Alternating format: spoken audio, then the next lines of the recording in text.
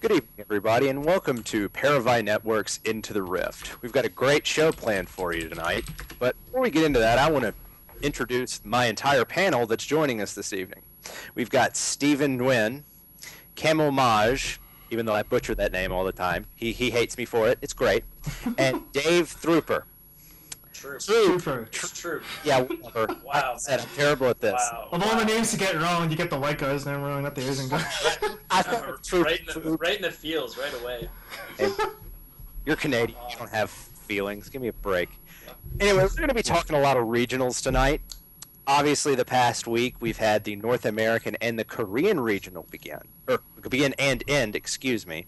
But we're also going to get into some LCS. The expansion came out this week, and we're just going to give everybody a chance to say their piece about that. But beforehand, if you're viewing the show live, the NA Regionals just ended with Team Solo Mid beating Cloud9 3-2 in a crazy best of 5. So let's talk about NA first. Dave, since I butchered your name the hardest, what do you think about what happened at the NA Regional?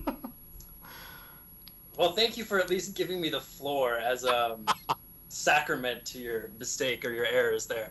But anyway, when it came to, I thought the NA playoffs were really entertaining, a lot more than I thought they were going to be originally, to be honest. Like, all the series were really close, with the exception of the Cloud9 Curse series.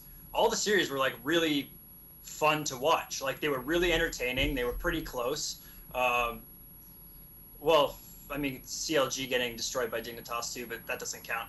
All the games for Worlds, all the games where, like, winning was the important thing, and it wasn't about not losing, were actually really, really high quality. And, I don't think the few people who predicted TSM would have beaten Cloud9, my hat's off to you, because it certainly wouldn't have been me. Well, absolutely. And let's just I'm going to give you a shot to break this down a little more. Given the result, how do you see the three teams that qualified, Team Solo Mid, Cloud9, and LMQ, playing forward on the world stage? I realize there are some teams that have been qualified. The Chinese regional doesn't start until this time next week, or actually the 6th of September, so the end of this upcoming week. But given what we know, how do you think translating forward how do you think that'll play out? Well, my completely honest opinion is that if you really wanted to have see the best teams in the world, the best teams in the West would probably be at most fighting for 7th. I think that the top 5 teams from Korea and EDG probably have 1 through 6 pretty much locked down. So how do I think they're going to do at Worlds? I think it really depends on how the brackets play out. I think they have a very good chance against Europe. I think they have a very good chance against the wildcard teams.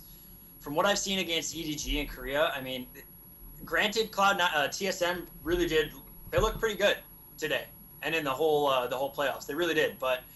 And Alliance looks strong from Europe as well. But I really just don't see how beat any of the Samsung teams, or Najin Whiteshield looked spectacular in the Korean qualifiers. They dropped, what was it, 1 game? They dropped 1 game to SK. One game in 9. Like, against against the team that just won OGN Winter was 3 of those games. OGN Summer. I'm bad with my seasons. But you know what I mean? Like, it's like, these teams are really high quality. They have to do a lot of improvement. If they do, I'd be very impressed.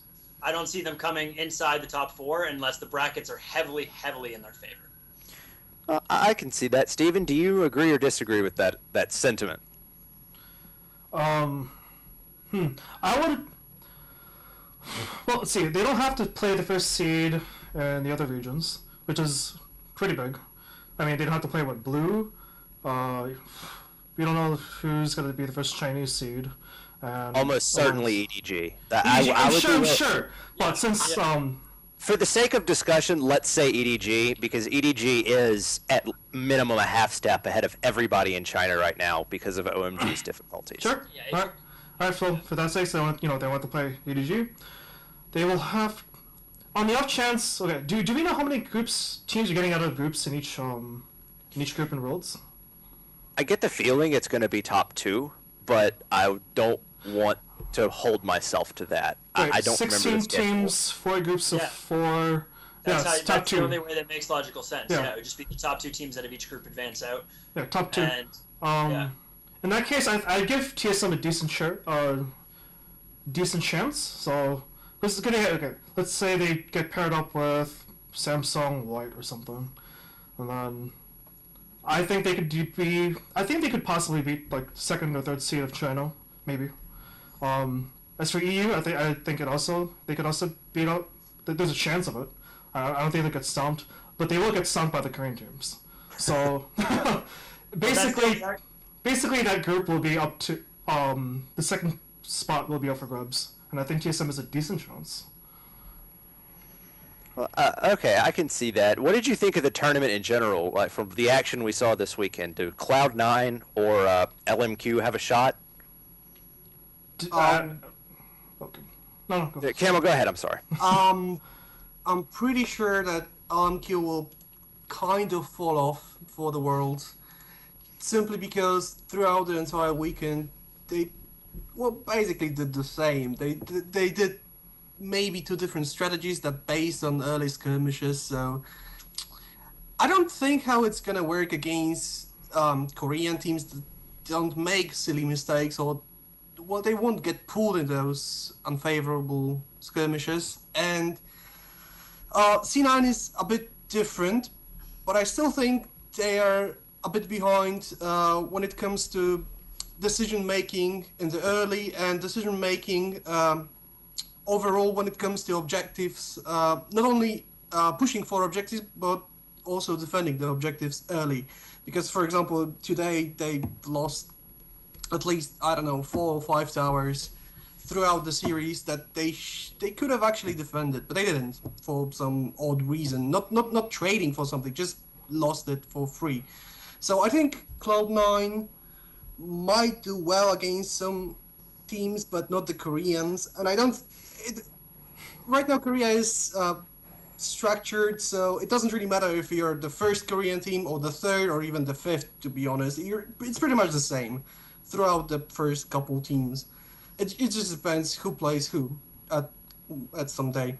So I think Cloud9 has a potential to get through the group phase, and with some, let's say, second or third Chinese team, or if they meet some European team, for example, they have a chance to go further. But the semi-final would be, I think the semi-final would be the goal. I don't think you can aim higher. Mm-hmm. I think that's fair. Spinning off your LMQ point, Dave, or actually anybody on the panel, jump in, please. Obviously, LMQ struggled this weekend. Yeah. Do you attribute it, and I'm going to give this to Steven because I saw a Twitter conversation he had about this. Do you attribute some of LMQ's difficulties to, let's call it, the recent unpleasantness that happened with their coaching and management? Or is it just that as the meta changed, they just sort of fell out of favor? I don't think it's the meta necessarily, because a lot of their best champions stayed relevant. I mean, Vasily and Tristano, Xiao Xiao, and almost any champion. He's an excellent mid laner, you know. The Twitter conversation that you're mentioning, I said that the drama itself over the ownership of the team didn't have as much as an effect as the coach leaving. And the thing we were arguing about was whether or not the coach leaving was like specific with the drama. But no, because we heard about the ownership dispute around like week 7 through 9, right? They went 6-2. They only dropped 2 games. They dropped 2 games during the Super Week, and then they went 2-0 the following 2 weeks. And then the last 2 weeks, which was 10 and 11, they had a 50% win rate, which is pretty bad, but that was basically when the head coach left. So, speaking from the results specifically, the head coach leaving had a much more dramatic impact than the drama itself. So, what that tells me is that LMQ is pretty capable of performing under pressure, but without the presence of the coach. So I don't know how much the coach affected pick spans or overall strategy, but the coach leaving definitely had a huge impact. Not to say that they didn't tilt during some of these games. Game 5 against TSM in the quarters, they definitely tilted like hard in that game because TSM went crazy. Not to take away how well TSM played that game, but that was just a stomp. Oh, absolutely. TSM raised their level of play for this tournament to an extraordinarily high level. That's very surprising. But do either Dave or Camille, do either of you disagree with how much the drama surrounding LMQ affected them, or are we all kind of on the same page there? Dave, go ahead.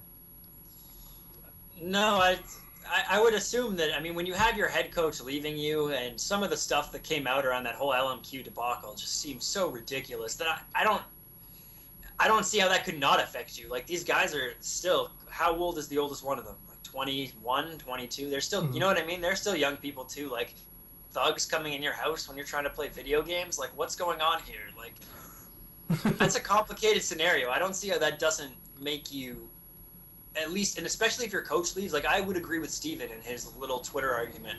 I would definitely think that more so than the organization, like, it's like anything. Like, if you work for a big company, like, it would take a while before the CEO being fired really affected you. You'd more quickly notice your boss being replaced, right? The guy immediately above you, that's the change you're going to notice the next day. So if you're used to having this coach help you out with picks and bans and all these sorts of things, and then he's just gone, yeah, that would, as Stephen pointed out, that would explain why they didn't do so great in Super Week.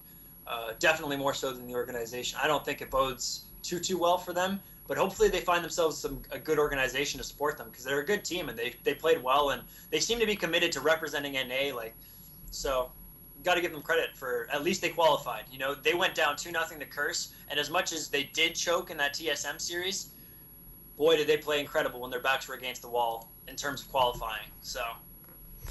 Absolutely, that series was.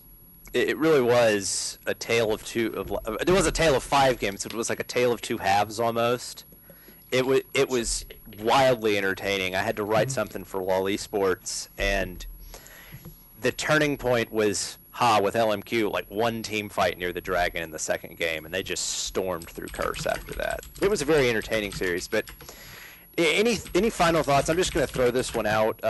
Anything else on the NA regionals, going forward with Worlds, or anything surrounding NA? This is going to be a kind of short show tonight as we continue to hammer out bugs with our broadcast system. We'll flesh it out in the upcoming week. So if you're listening live, thank you for listening live.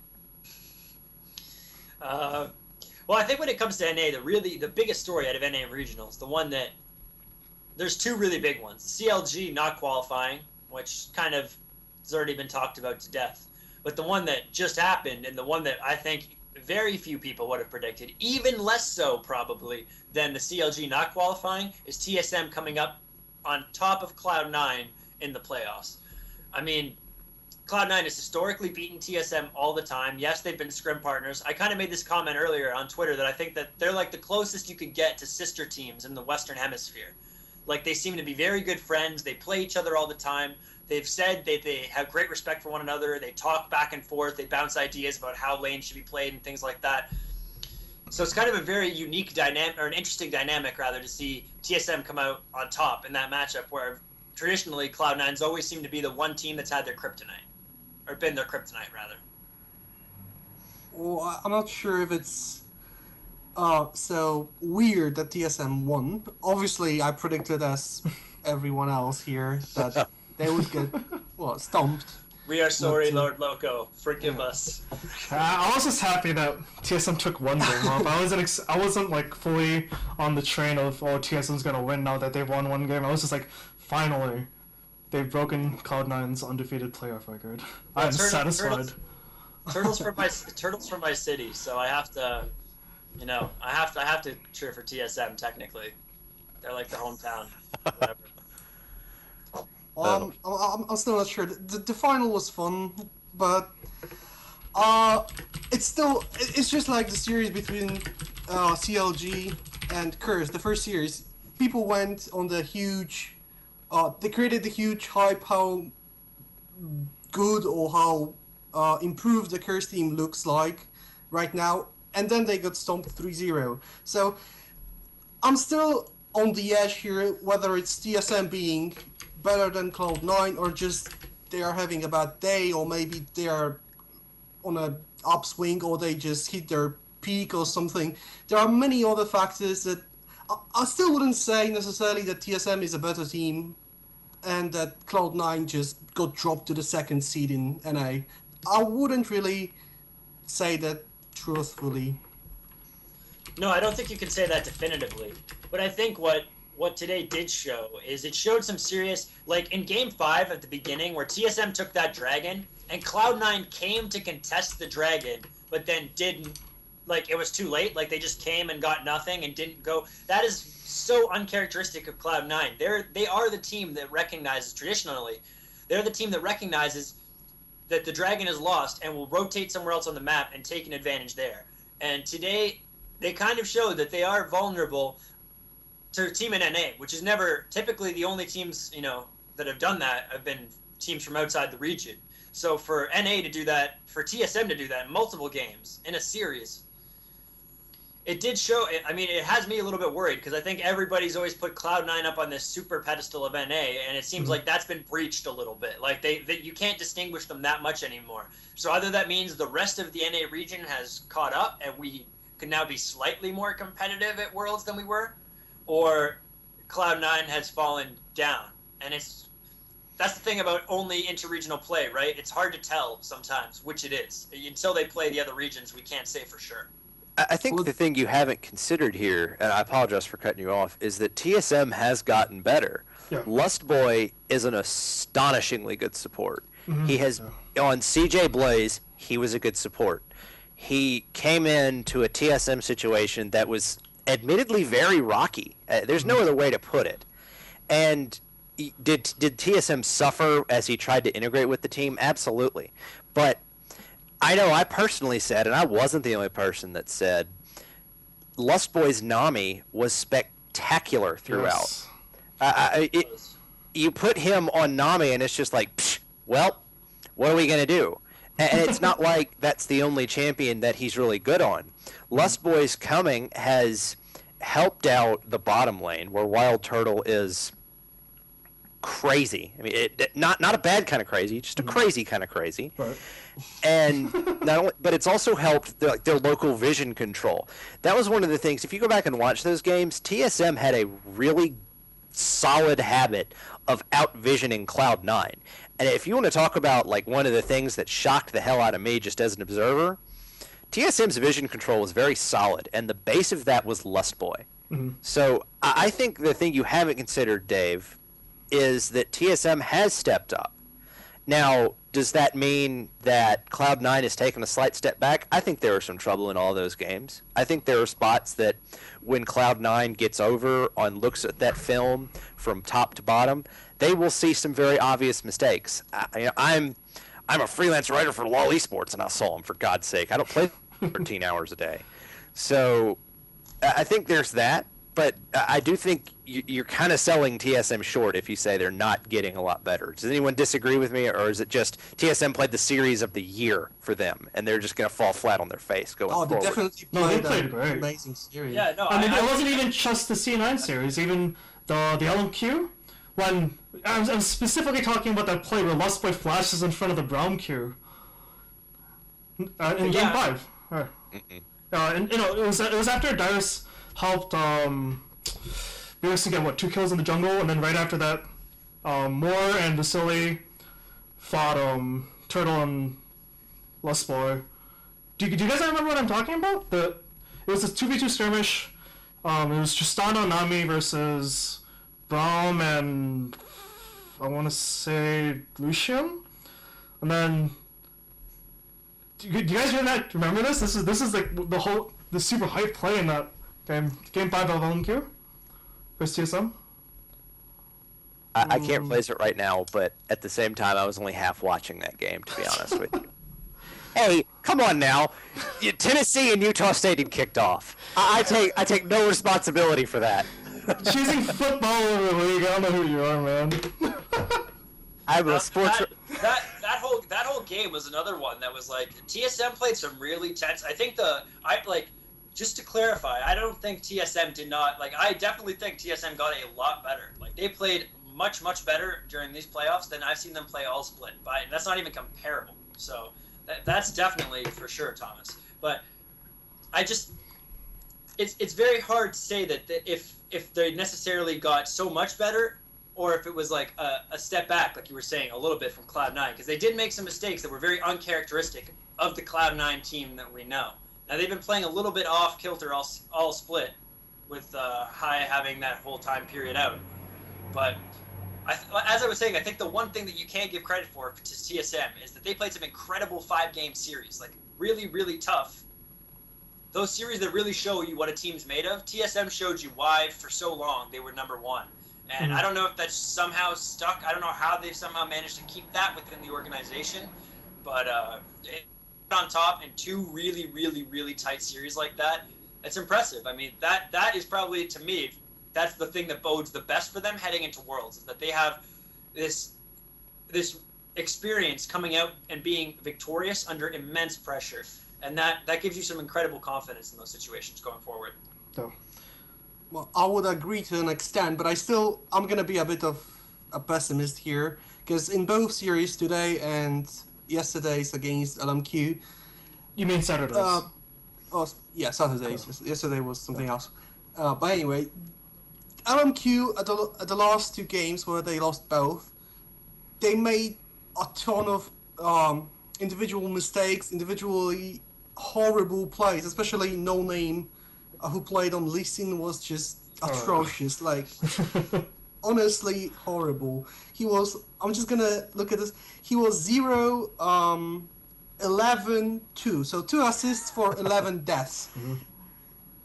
You know, that's a solo queue score where you're trolling. That's not a score for any LCS game. So I still think TSM, the biggest thing for TSM from today's games and against LMQ, I think was impressive, was that they punished mistakes the other team committed. Because both teams, especially High on Yasuo, was a bit dodgy in team fights. They punished every misstep. They caught C9 people at least 3 or 4 times before engaging a big team fight with an advantage already. So that's something you need to do when you play against better teams. Because if you're given a chance and you just miss it or you blow it, then you have no chance to win against proper teams. So that's good. That's actually really good for TSM, because historically they were doing some... their team fights were amazing. They had some problems with vision that they have sorted out already, but they didn't necessarily punish all the mistakes. And now they started doing it, so that's pretty good for them. Well, Yeah, was it game 2 or game 4 that they punished the Nunu for trying to invade, and then he went to go take his own blue buff, and Lustboy went down to get that ward, playing off what Thomas was saying earlier about Lustboy's bringing the vision control. That was like a really good... that play impressed me. Like, I was not expecting TSM to contest that with 5 men. They collapsed. They got the second... I mean, when you get a kill onto your mid lane and a kill onto your Lee Sin jungle early, that makes such a huge difference. I mean, when Lee Sin can buy that early extra attack damage item and just... It makes his ganks even that much more dangerous. So, yeah, I was very impressed. Absolutely. Very nice. That was game 4. That was they went Nunu, and High had that Yeah. weird first blood, and then he died again. Yeah, he died twice before, like basically within 3 minutes of the game, right? Like, it was really fast. It makes me happy because with the acquisition of Lustboy and the vision control he's bringing over from his time in Siege Entus, it's nice to know that the TSM is starting to do more like strategies that involve something other than overpowering them in lane, which never works anymore. Well, it's like, because of Loco Doco and because of Lustboy's experience, TSM is learning how to utilize their very obvious mechanical advantage in a couple of spots, and that makes them scary. Now, does that mean that they're going to go to Worlds and light it on fire? Hell no. They're getting to the point where the 3 Korean teams in EDG, which those 4 teams are probably the favorites, they're getting to the point those teams have been at for months. So, but I see absolutely what y'all are saying. but we are kind of beating a dead horse here. So, and that's my fault as the host. So shame on me. So let's move on a little bit. For fans that don't know, the LCL LOL Esports recently announced that the LCS was going to expand to 10 teams, go from 8 to 10. The powers that be, some of my bosses, admitted that discussions are still ongoing in terms of the specifics, but we do know that it'll be an expansion by 2 teams. There will be a one-time expansion tournament, and that's pretty much all we know. You can infer, I believe there's a comment that's been made that there will be no more super weeks, which are fabulous for anybody that has to cover the events. Thank God. I can tell you, I also live tweet for Esportspedia, and super weeks for me, I would live tweet something on the order of 15 to 20 games a week, and when that, translate that out, that's a lot of games. Sounds and fun. it was fun, but it's also, by the time Sunday rolls around or by the time Thursday rolls around, you just want to stab somebody because you just want to do something else. Yeah, like watch it's football? too much. Yeah, well, football season started. Yes. But that's been some of the speculation, or that might have been a red post on Reddit. I'm not sure. Someone can ping us if they watch the VOD. But I get your thoughts, the three of y'all's thoughts on the LCS expansion to 10 teams, realizing that we don't really know all the specifics, but just the idea of expansion. Steven, what you got?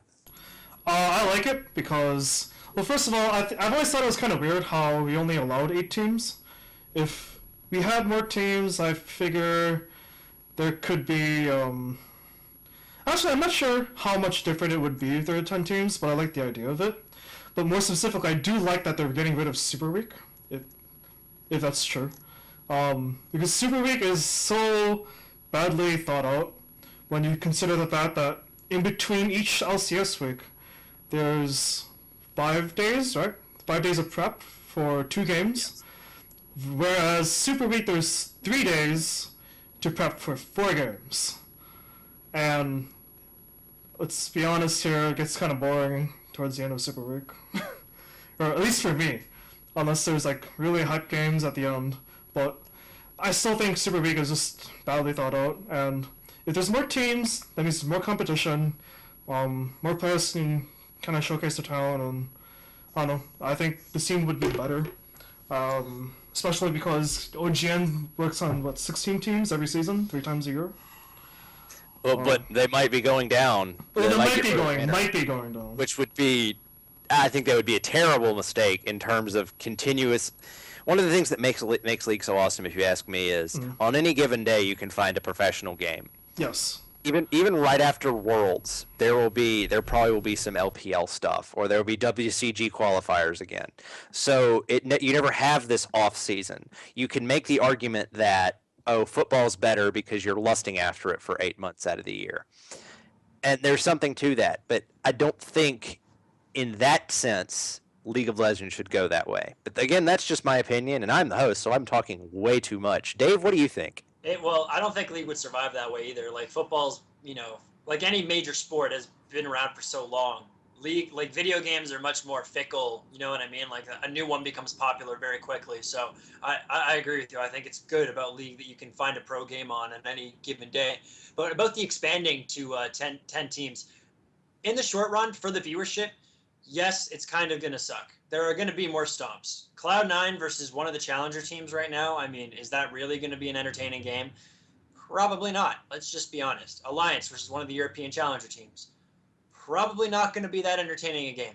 But here's the thing, and this is, one of the reasons people say, oh, Korea's so good, is their infrastructure. Well, their infrastructure means that you have more teams that have access to playing. Like, I guarantee you, Complexity was not scrimming TSM until Complexity got in the LCS, or right before. At that point, TSM says, okay, you're a good enough team to warrant playing us. So what happens? Complexity gets to be a point from at the beginning of the season, they were, let's be honest, very bad, to the point that by the end of the season, they were taking games off some of the best teams. Like, they weren't a complete, you had to at least dot your I's and cross your T's against them. You couldn't just, well, it's Complexity, whatever. So I think it's important in the long run. Is this year, are there in the next year, is there going to be a bit of some growing pains? Yes. Like I think Monty said it very well. But the year after that, once you have, these teams get some more access, like I guarantee you Complexity is more competitive next year than they were this split. Much more competitive. I don't think they'll get knocked out. And same with EG. I think they'll be much more competitive. And it'll only be a matter of time before the same thing happens to the expansion teams.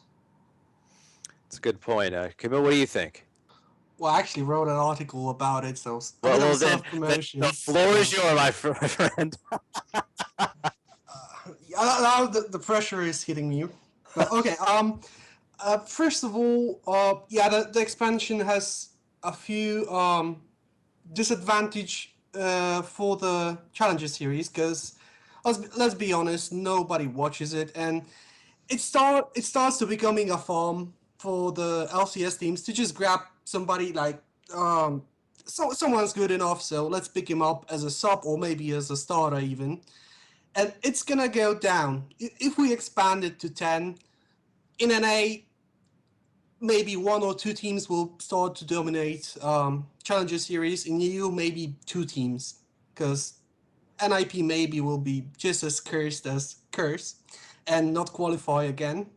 And Ocelot, because he never qualifies. So those 2 teams will stay. The rest will go to the LCS. And I'm not sure if I want to have 10 teams, to be completely honest, because sure, you have more teams, no super weeks. Those are all cool stuff, and there is also the situation, for example, as with Mineski on the World Championship, or the previous World Championship, where you always cheer for a bit silly team that they're not gonna win much. They're gonna win some, maybe. You just cheer for them because they are like the small underdogs, and it's fun. I don't know how much you can cheer for teams that will go 0-28 or 0, whatever the number of the matches will be. And I'm just not I'm not sold on the entire idea of 10 teams. Historically speaking, both GPL and OGN expanded, and it worked. But in the OGN, it worked because teams already had the working infrastructure, and the organizations had multiple squads. So it's a bit different than EU and NA. I also don't think there is enough organizations to actually support all those teams because, there's EG, there's those big names that were in esports for a while, but then there's like Super Hot Crew, which, come on, even the name is a bit silly. But the name's awesome, man. Super Hot Crew XD. Say it right.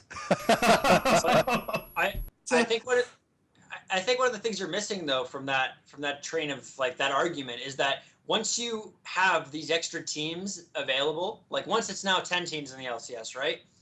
That means it's even more increases the potential and possibility for that average player in Challenger say, hey, maybe it might take the light in his brain that says, hey, I'm in Challenger right now. Maybe if I start really trying, I can get into the LCS. Like maybe if I start really trying to, how do we know that we don't have some untapped talent? Like I don't think that it's like this.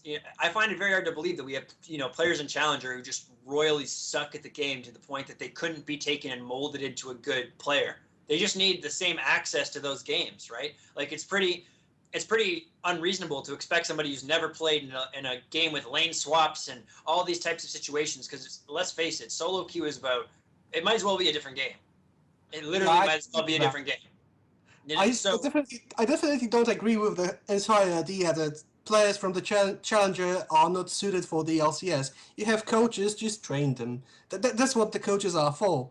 If you don't have enough players, you have to train some, and after a while, you will have the replacements.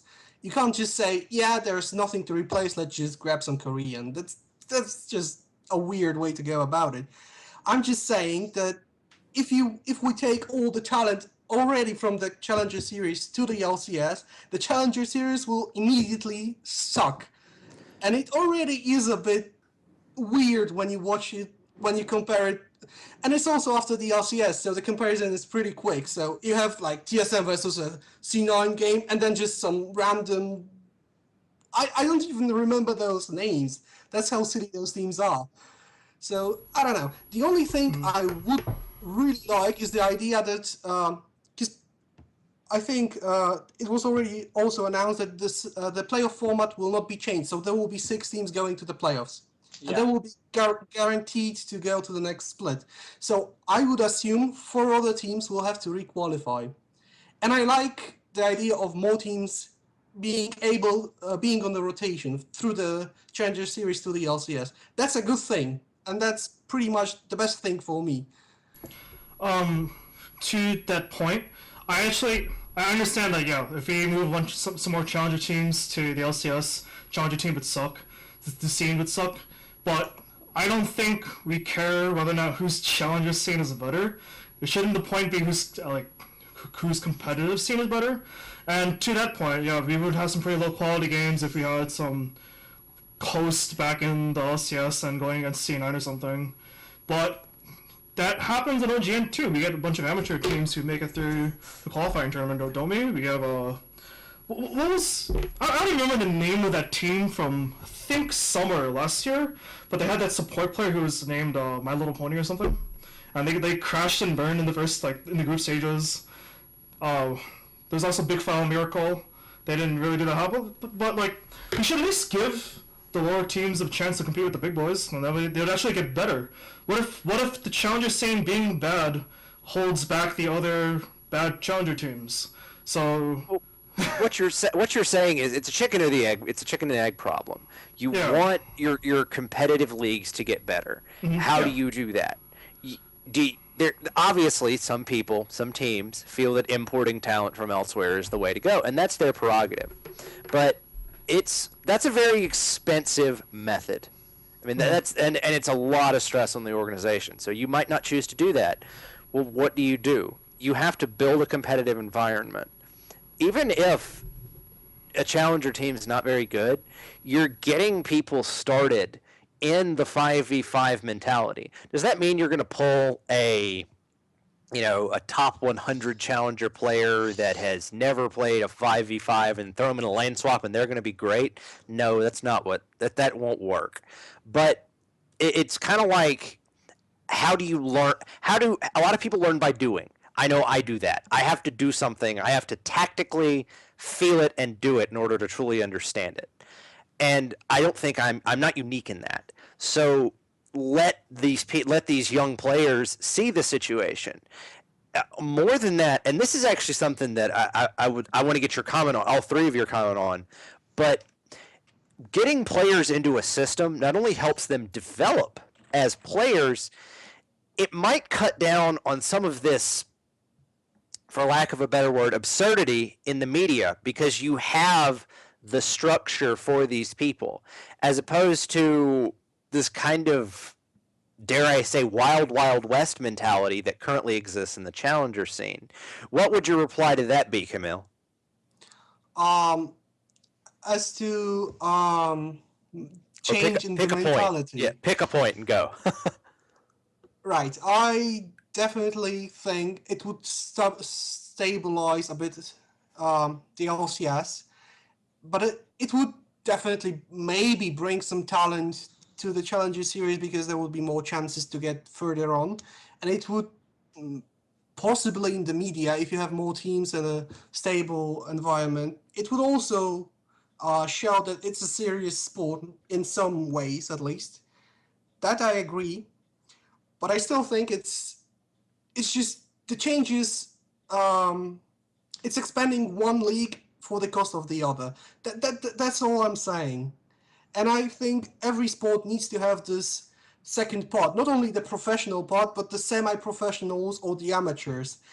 And this will be hugely overlooked in the next season. In the Korea, you have the NLB, and I'm sure some of the NLB teams, I'm not saying about the NLB teams that dropped from the OGN to the NLB, because those teams are obviously better than most NA or EU teams, but other teams that just qualified to the OGN and just, I don't know, lose one game, draw another one, and lose third, and just go away. Those teams can actually practice for something, and they can actually even maybe achieve something in the OGN, because the semi-pro scene is so wide and so structured. That's my thing. I don't watch much of the challenger scene in both NA and EU, but I don't like the idea it will completely be devastated. That's just not the way to go. And I don't know why Riot decides to do it this way. If they actually implemented another change, like we expand or we change the format for the CS or do anything for the Challenger Series, I would be completely fine and I would be thrilled and happy just to see that. Well, Okay. Can I combat that point, actually? yeah, go ahead. Absolutely. Okay, so I see what you're getting at, but I'll bring this up. Okay, so I don't watch the Challenger Series at all, and the reason for that is because I don't like the casting. I will not bring up any names. Shots fired. No, but that's not my point. Okay, so in the last 2 years, last year and this year, the only challenger teams that came into the LCS, or at least in NA, because that's all I can remember right now, that were actually successful were Quantic / Cloud9 and LMQ. 2 teams that went to the Challenger Series and dominated everyone from beginning to end. And then who else even came into the LCS and had a decent chance? No Rocket. one. Who? Complexity. Rocket. Complexity. Sure. And they took out a XCG who was running on fumes. So where's the, like, how is the Challenger Series right now doing any better? Right? Complexity beat Coast, which forced the Oh, Zion. my bad. Yes, you're right. Sorry. Yeah. And they were running on fumes too. And XCG lost to LMQ. Sorry. Yes, Thank you for the correction, but Now still. we're on the same page.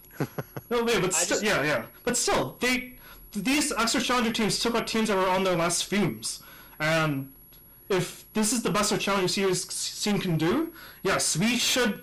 It would be nice if our Riot did something for the Challenger Series to make the teams better somehow. But that's when you compare it to Korea, that's a huge culture issue, because it's much easier to try and go pro in Korea than it is in North America. Just think about it. In Korea, it's in Busan, right?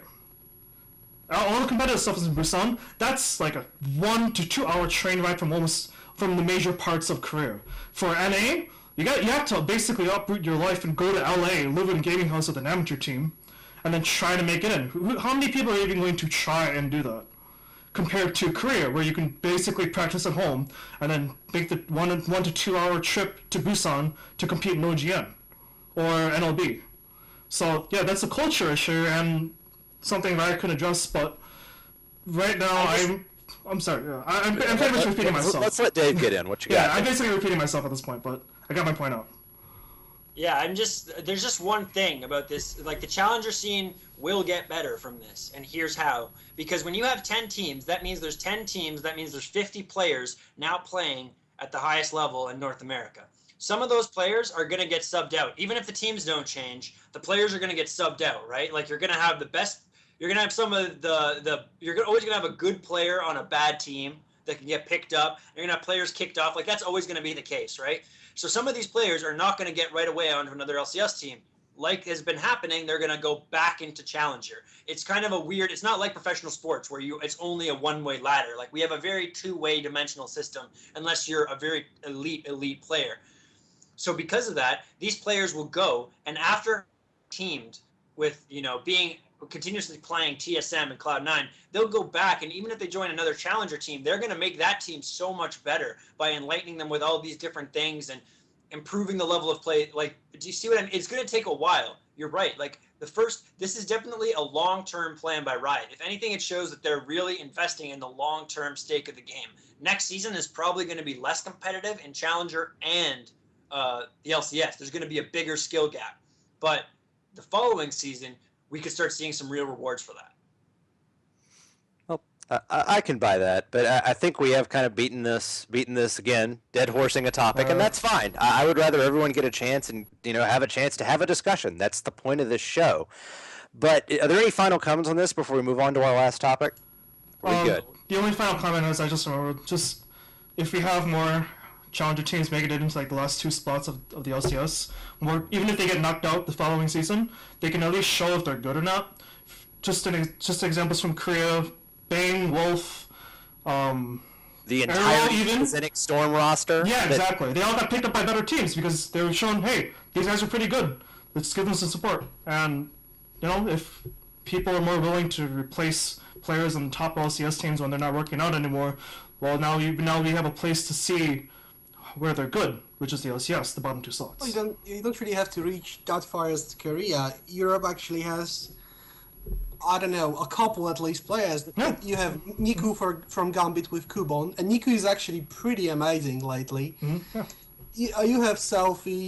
You have many players. You have Woolite. Those are all Polish. I don't know why, because I'm Polish as well. I don't know why I came up with those. You got to rep them. That's what. Yeah, I'm gonna rep them. Yeah, but you have many players that go up. I just don't like the idea that you have a strong team and you just take the talent out and the team basically collapses. That's just a bit harsh. It is harsh, but At the same time, that's the name of the game. It's unfortunate, and it's kind of like, are you going to get mad that the Yankees spend more money than everyone else to make World Championship teams? No. I mean, you can hate them for it, but I don't really. I've never really understood the anger there, and I don't really understand the anger here. But I see where you're coming from. But anyway, let's move on to our last topic, and then we can close out the show, guys. Last thing I wanted to talk about, we've talked about, obviously, the NA Regionals and the expansion of the LCS. But this past week, on top of that, we've had the Korea Regionals. And the three teams that are qualified from Korea are Samsung Galaxy Blue, who they automatically qualified. They have been the most dominant force in Korea for the past 5 months. Their sister team, Samsung Galaxy White, which badly swept SK Telecom T1K in a tiebreaker to make it. And then the surprise from Korea, Najin White Shield.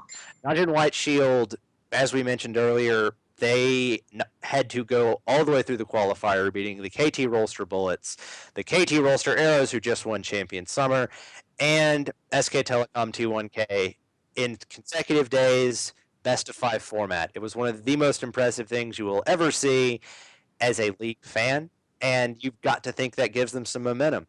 But, I'm done soapboxing for a little while. Dave, I know you actually brought up the Najin White Shield stat, so I'm going to pass this one off to you. What were your thoughts about the Korea Regional, and what do you see going forward? I could not believe. I couldn't, if you had asked me to predict that at the beginning, I would have told you you're crazy. There's no way I would have rationally thought that White Shield. I mean, the Arrows played so well in their final against White. They played so good in the OGN final. Yes. Sorry, I'm really bad with the splits and the team names and all that sort of. Korea gets the best of me sometimes. Everything's too similarly named. I like North America and Europe better. But anyway, they have the conviction with which they won, that game 5 especially, they played so well, and then to see them get 3-0'd, I mean, I could have said, okay, they'll lose a tight series or something, but to get 3-0'd and then to have them 3-1 SKTK, that was just, I don't think many people would have predicted that, and especially not the convincing fashion in which they did it. You have to be scared, and it's why I made the comment earlier that I really do think that with the 3 teams that qualified to Worlds, the 2 Samsung teams, that Najin White Shield team that we saw there, the KT Arrows, which we saw can be a very scary team, and then you take SKT T1K, I don't see how any team in the West is beating any of those teams. Right now, today, I really don't see it. I mean, along with EDG, that's why I have such a hard time, without the brackets playing out really well for them at Worlds, boy, does the West have something to be scared about. I mean, those 3 teams out of Korea look really, really, really dangerous. All their mid laners are top notch. You have some great bot laners. You have great junglers. And what's the scariest thing is that arguably 2 of the best players in the world in Kakao and Faker, or not even arguably, easily 2 of the best players in the world in Kakao and Faker will not be at the World Championship this year. Korean's on another level. That region is just scary. Yeah, let's have a Faker Kakao super team. That's the fun scuttlebutt to have. I'd love to see that. I'd love to see that. If you're SKT, I think that's the move to make, right? I mean, Bengi looked anything but amazing. Yeah. So if you could get Kakao on SKT1K, I mean, you probably have to do something about Mondu too at this point if you want to be the top team in the world again. I don't know. I wouldn't want to take a cow off of Arrows. That's not I would. speculation here. That's That's power games that I don't want to touch, to be honest. But moving on, Steven, you were just talking about this briefly. So what did you take from the Korea regionals? Let's see. From what I remember, from being half asleep every time the games came on. Well, I mean, I had to wake up for work. Okay, I got like 3 hours of sleep a day, 2 hours even. This wasn't the best, but still. I guess I wasn't too surprised to see K lose, because they've been playing pretty, sure. Everyone has said that even though K has been in a slump, they're probably still best top 3 in a team in a region, in the world maybe. But when you pit them up against Korean teams who've got their number, I really didn't think they were going to get through, unless it was a really close best of 5. I was definitely sad that the Arrows didn't make it. I think everyone was a little sad they didn't make it, but if any team had to beat them, I guess I'm okay with it. I'm okay with Shield beating them. I think they'll do good at Worlds. Go ahead. I'm sorry. I'm just gonna go a bit backwards, and I'm just gonna say that we actually received another final because prior to the entire regionals in Korea, we had also the tiebreaker between the K and Samsung White, which also went 3-0. And those, I don't know how it's possible for any of those Korean teams to, with 4 series, all 4 series were stomps on just random teams, really. You couldn't really predict any of those scores. At least not 3-0, because you don't predict 3-0 in Korea right now anyway.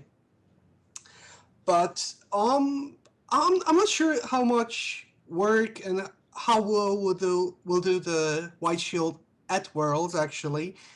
I still think that K could have potentially, with the change in meta, do a bit better maybe.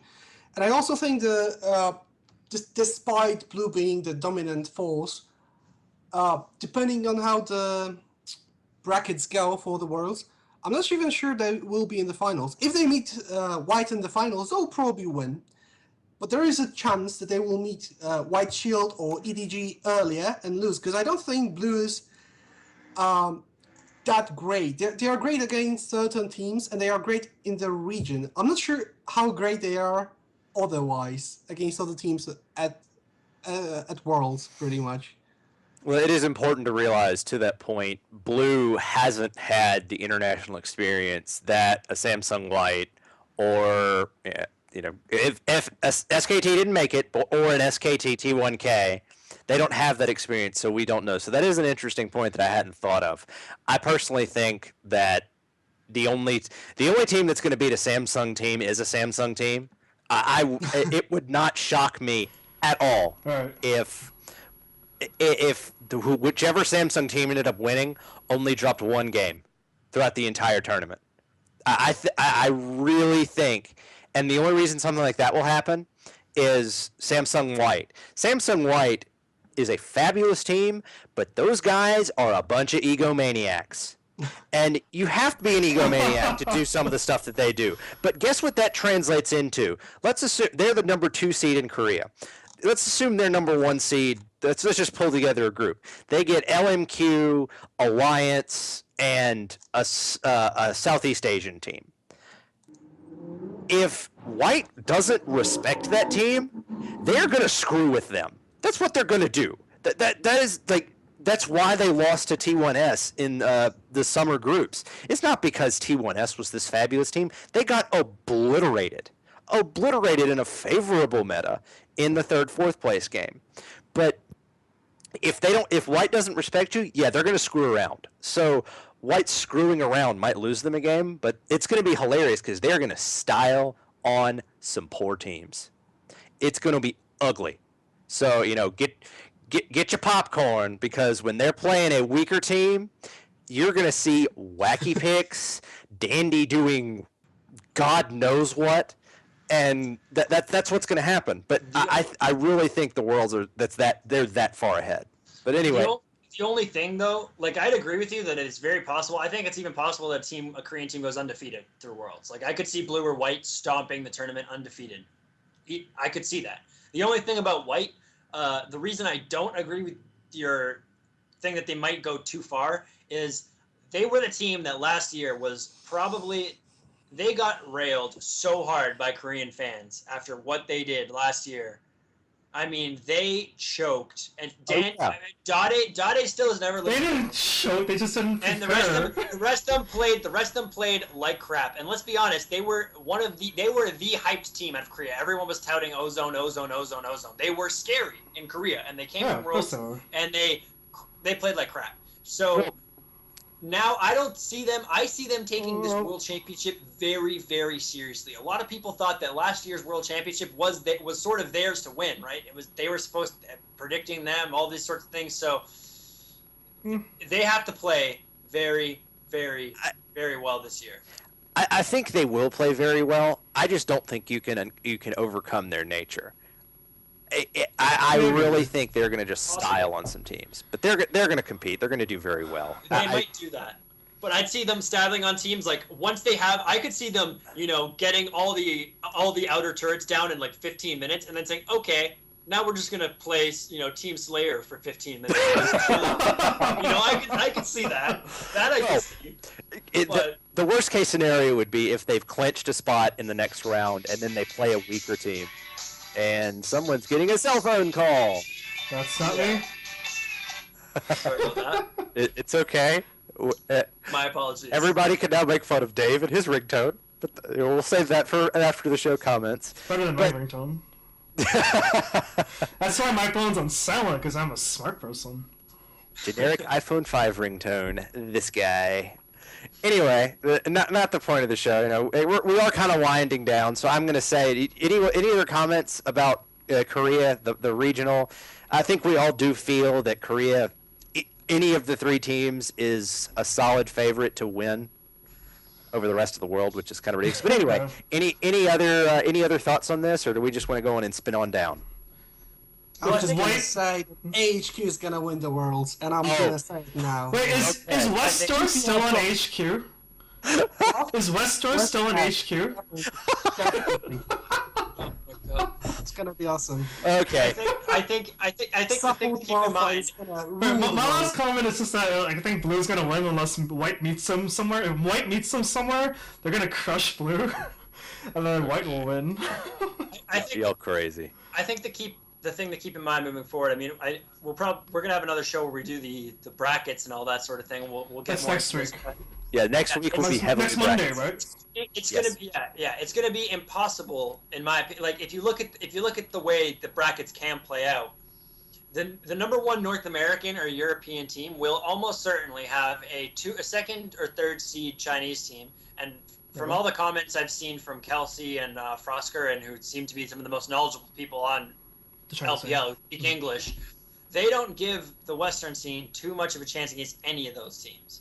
So I mean, I would give them a bit more credit than that, and say that the top teams could come out ahead. But I think that the West is really, really, really going to have to play like their A game. They're going to have to come fully prepared if they want to get out of their groups at Worlds. I think just as much as being the number one seed gives you an advantage in your group for the Western teams, I don't think by any means it gives them a cakewalk. I think any of the Chinese teams are going to be formidable opponents, and the Korean teams especially. I'd be surprised if the three Korean teams don't win their groups. Mm-hmm. Yeah. Well, there's 1 in a million chance that there will be like this amazingly golden group, which would be a first NA or EU team, the second NA or EU team, and then the wild card and a first or second GPL team. So there's this chance that people should hope for. Yes. Because that's possibly the only chance with two Western teams coming out of the same group, if any. I swear, if Samsung White and EDG are in the same group, I will. Blasphemy. You do not want to see my Twitter handle. My Twitter Lord. handle will be spewing toxicity for about a week. It will be I'll be excited for that. I don't know what you're talking about. I really hope the three Korean teams and EDG, I really hope we get the best teams. In my opinion, they are going to be the three Korean teams in EDG, but I really hope we get them to get to the semifinals. I'm not a fan of those situations where a team gets into the top four finish or something, but really shouldn't have been top four at a tournament. because then especially for the average fan, it just misconstrues. Oh, but that team, they like Fnatic, they came fourth at Worlds. They must be no. Europe is not. No. No. Right. It's Well, it's one of those things that it screws up with the power rankings and everything. Like it's not a good scenario. So I Make my life really easy. hope we get the best. Yeah. Oh, the power rankings are Thomas's child, as we all know. oh no, they're not my child. They just make my life. I'm a fan of an easier life. But anyway, guys, we're gonna go on it. Let's go on and wind this down. Do you have Dave? Do you have any shout outs before we leave? No, just to Paravine for doing this for us, for allowing us to do this, and to you guys for being so awesome. We are awesome. We will sing post show review. There will be a Kumbaya session that will be heard across the internet. God, Oh, why? of course, all the people who put up with our nonsense for the past hour of your life. It's an hour you're never getting back, but Yeah, don't bill us for that. It'll go on. we hope it provided something that was useful to you. Well, Absolutely. leave us any feedback so we can get better at this.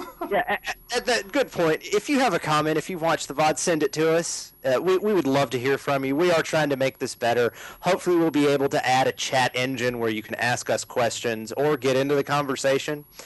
The sky's the limit for the show. We are really doing this for you, the fan, and we do appreciate your viewership.